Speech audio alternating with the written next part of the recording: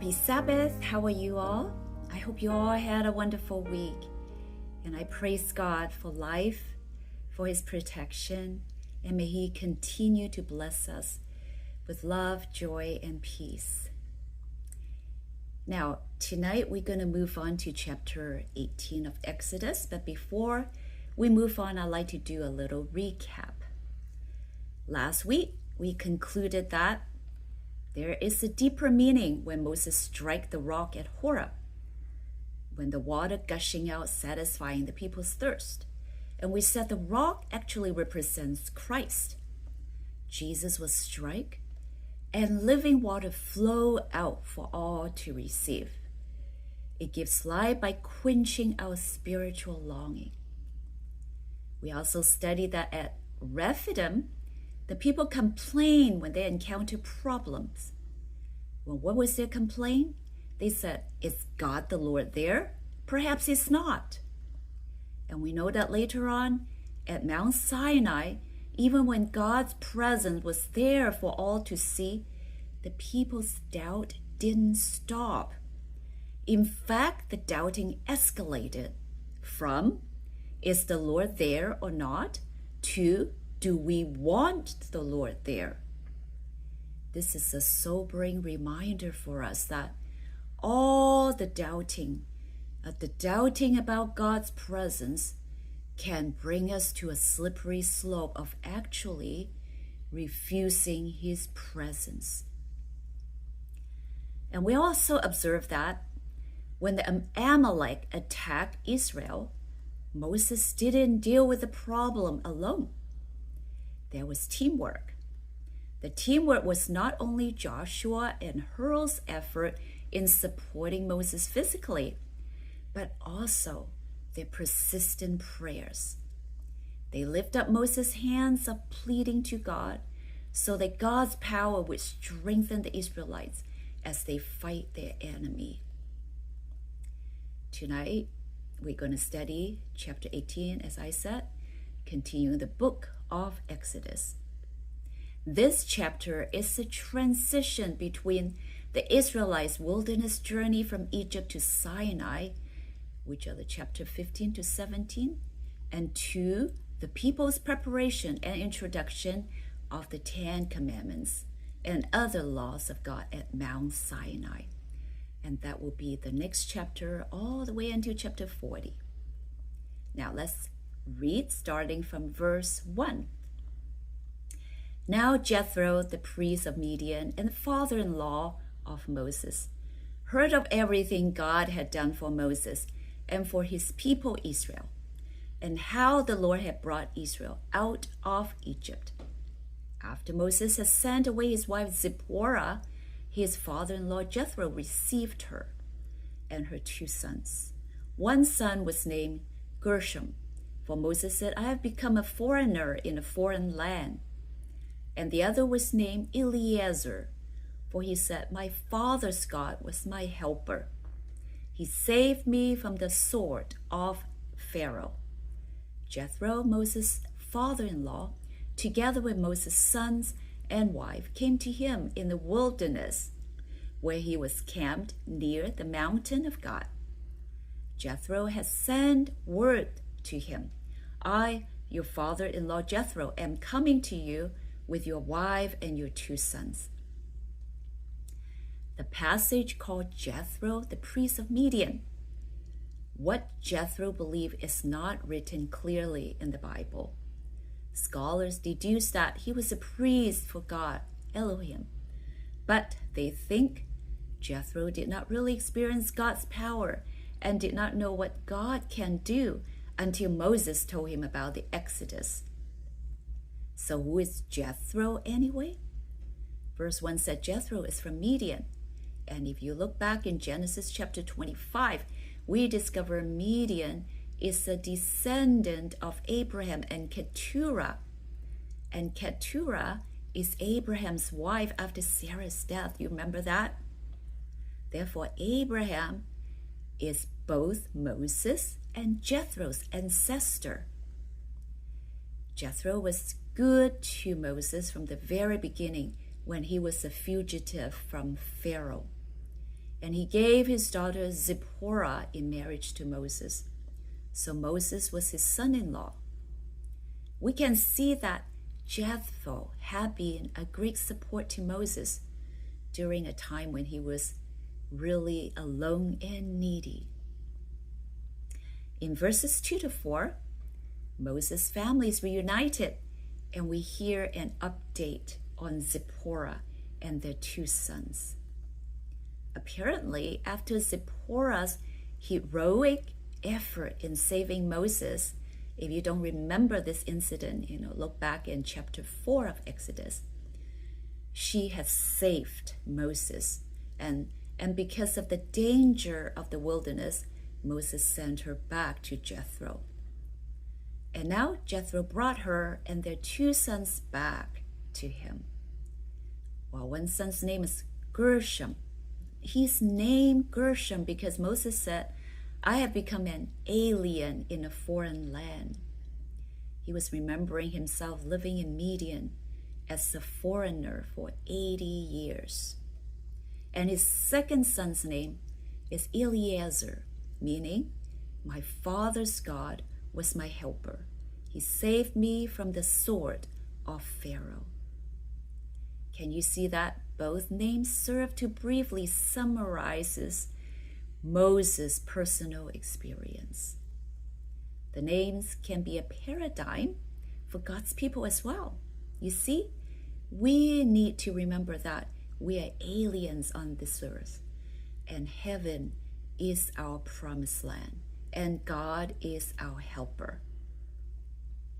Later on in chapter 22, you'll see at Sinai, the Lord reminds Israelites that they were resident aliens in Egypt.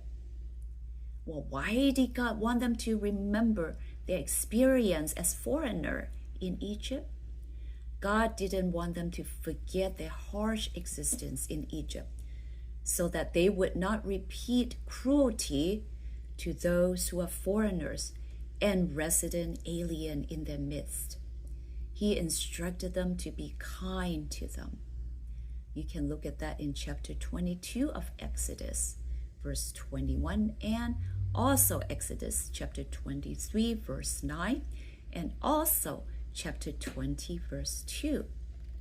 Now let's read on. So Moses went out to meet his father-in-law and bowed down and kissed him. They greeted each other and then went to the tent. Moses told his father-in-law about everything the Lord has done to Pharaoh and the Egyptians for Israel's sake, and about all the hardships they had met along the way, and how the Lord has saved them. Jethro was delighted to hear about all the good things that the Lord had done for Israel in rescuing them from the hand of the Egyptians. He said, "Praise be to the Lord who rescued you from the hand of the Egyptians and of Pharaoh, and who rescued the people from the hand of Egyptians. Now I know that the Lord is greater than all other gods, for he did this to those who had treated Israel arrogantly." Then Jethro, Moses' father-in-law, brought a burnt offering and other sacrifices to God. And Aaron came with all the elders of Israel to eat a meal with Moses' father-in-law in the presence of God. Moses didn't wait until Jethro arrived to greet him. The Bible said Moses went out to meet them. Moses bowed down and kissed his father-in-law. This also shows us that Moses, though he was a chosen leader of God, was not proud or arrogant. He treated his father-in-law with warmth and respect. Moses told his father-in-law about everything the Lord has done for him and the people. And Jethro believed in the Lord. So what did Moses tell Jethro exactly? He probably described to Jethro what God had done to Pharaoh and the Egyptians to protect his people. Moses probably told him about all the hardships, including the lack of water and food, the quarreling, and the Amalek's attack. The passage repeatedly mentioned the word saved and rescue. Saved and rescue actually come from one Hebrew word, Natsal, nasal. It literally means snatched from the jaws of trouble. Moses used this word nasal 4 times in this passage, emphasizing God's hand in snatching them out from life-threatening situations. Jethro didn't witness any of these situations, right? But he believed, and he shared the joy of what the Lord had done for Israel in rescuing them. Jethro acknowledged God by praising him. He said, "Praise be to the Lord who rescued you from the hand of the Egyptians and the Pharaoh, who rescued the people from the hand of the Egyptians." And then he confessed, "Now I know that the Lord is greater than all other gods." As a descendant of Abraham, Jethro probably had heard of God's promise to Abraham. But now, through Moses, he knows it is now being carried out by God. Therefore, he praised the Lord. The passage also said Jethro offered burnt offering and other sacrifices to God, and eaten together with all the elders and Aaron from Israel. Again, we see the elders are mentioned here. Indicates they played a leading role in representing the community of God's people. It is also interesting to note that before burnt offering was being mentioned or presented as a law in the book of Leviticus, Jethro was already offering burnt offering and other sacrifices. That shows that the instruction of burnt offerings and other sacrifices was given by God long before, probably right after the fall of Adam and Eve. Now let's move on, beginning verse 13. The next day Moses took his seat to serve as judge for the people, and they stood around him from morning till evening.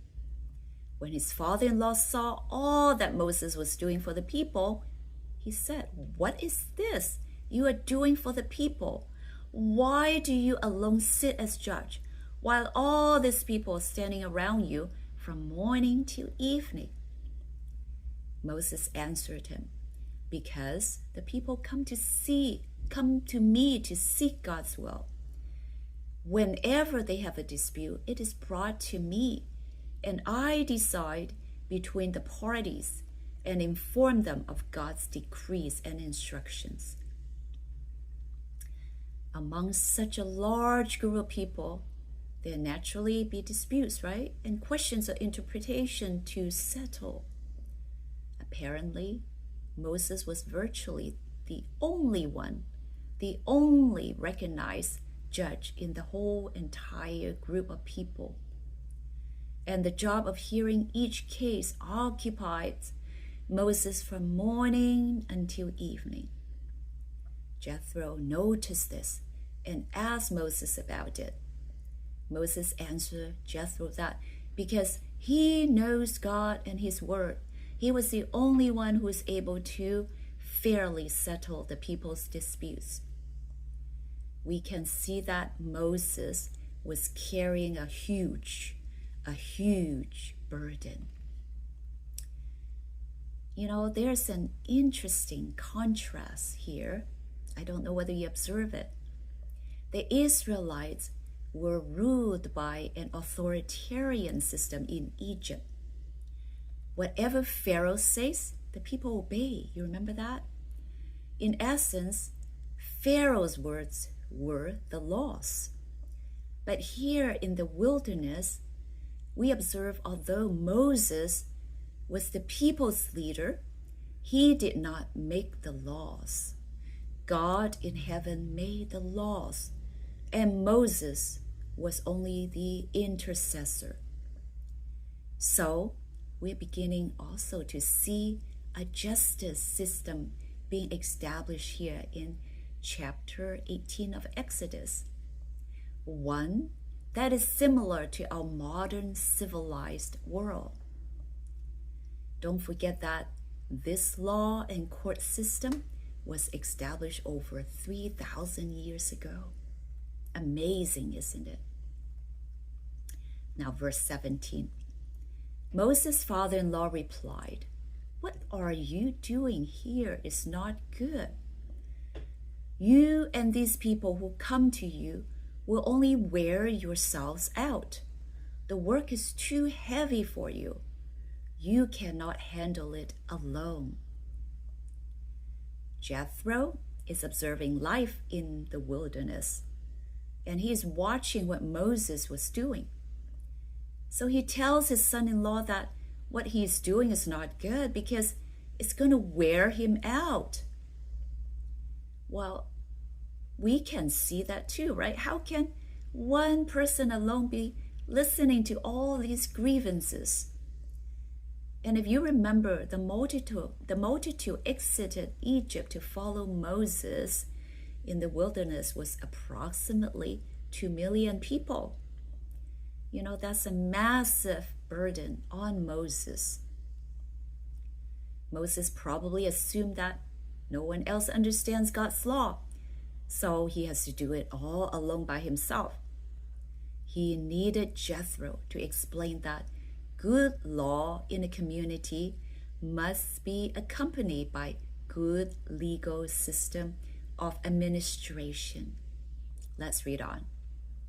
Verse 19. "Listen now to me, and I will give you some advice, and may God be with you. You must be the people's representative before God and bring their disputes to him. Teach them his decrees and instructions, and show them the way they are to live and how they are to behave. But select capable men from all the people, men who fear God, trustworthy men who hate dishonesty gain, and appoint them as officials over thousands, hundreds, fifties, and tens.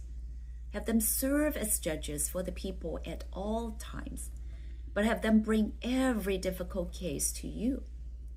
The simple cases they can decide themselves. That will make your load lighter, because they will share it with you.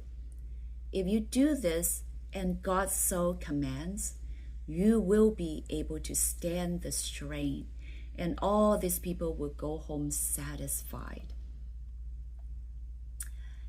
Jethro proposed 5 steps for consideration and approval. Number 1, Moses should remain as the people's advocate before God. Number 2, Moses should be their law professor, giving the people a general teaching about the decrees and laws of God. Moses had been teaching individuals case by case as it was presented to him. Number 3, Moses needs to select fair judges. Jethro suggests to choose men who fear God, trustworthy men who hate dishonesty and would not take bribes. Number 4, to establish something like today's district courts. There will be chosen leaders to arbitrate disputes as small a group as 10 people. When the magistrate over 10 people encountered difficult cases, and they were presented to the magistrate over 50, and so on and so forth. But the final step was Moses. He was the supreme court. He would decide over the most difficult, complex cases that the other magistrate or judges are not able to resolve. Jethro tells Moses if God approves, his burden would be lighter and the people's need would be satisfied efficiently. Now, verses 24. Moses listened to his father-in-law and did everything he said. He chose capable men from all Israel and made them leaders of the people, officials over thousands, hundreds, fifties, and tens. They served as judges for the people at all times. The difficult cases they brought to Moses, but the simple ones they decided themselves. Then Moses sent his father-in-law on his way, and Jethro returned to his own country. Moses implemented Jethro's advice almost perfectly verbatim. It is interesting that a non-Israelite advises Moses concerning the administration of God's law. The final verse said Moses sent his father-in-law back to his own country, Midian. Why doesn't Jethro follow Moses? If you remember, God told Abraham in Genesis 12 that he will bless Abraham, and through Abraham, God will bless the world. We see here that not only the Israelites get to know God through his mighty acts, but Jethro, a Midian priest, but also a descendant of Abraham, had the opportunity to get to know God's wonderful signs and mighty acts. And he is going back home, and he will bring his testimony to bless his countrymen. From this narrative, we can see that Jethro was a wise man. He lives in the desert, and perhaps in all likelihood, he hears and learns his wisdom by observing God's nature in the desert. Do you remember Job said, "Ask the animals, and they will teach you, or the birds in the sky, they will tell you, or speak to the earth, and it will teach you, or let the fish in the sea inform you. The nature does not run by randomness, but orderly working systems." Well, look at the plants and even our bodies. They have levels of cell organization, right? The cell, the tissues, organs, organ system, etc. And each of these have their own work and functions, but all connected together for one main purpose: nourishment and survival. We see that if we want wisdom, we follow what the Bible recommends. Watch God's nature. Now, in summary, we observe a few things. Number one, it is important to delegate. Leadership shouldn't be just alone, right? Moses learned to delegate tasks rather than trying to do everything by himself. Number two, the importance of wise counsels. Jethro advises Moses on how to manage the people more efficiently and effectively, demonstrating the importance of seeking wise counsel and listening to experienced voices. Number three, it is important to have sound organizational structure. Jethro suggests a hierarchical structure for governance, with leaders appointed over groups of people, 10, 50, 100, even thousands. Number four, the importance of prioritization. By appointing capable leaders to handle smaller matters, Moses is able to focus on more important tasks. Number five, sharing the burden of leadership. We shouldn't take all responsibilities on our shoulder. Practice teamwork and collaboration. Number 6, Exodus 18 illustrates themes of humility. Moses' humility, interdependence, and the role of God's guidance in leadership. It also speaks to us about the spiritual dimension of leadership. It is not just about managing logistics. It is also about guiding the people spiritually and upholding the covenants with God. Finally, Jethro confessed, "Now I know that the Lord is greater than all the gods." Jethro's response to Moses' testimony is perfect confirmation of the reiterated theme in the Exodus story, that the Lord's great acts against Egypt will demonstrate his supremacy over all other imagined gods. Happy Sabbath.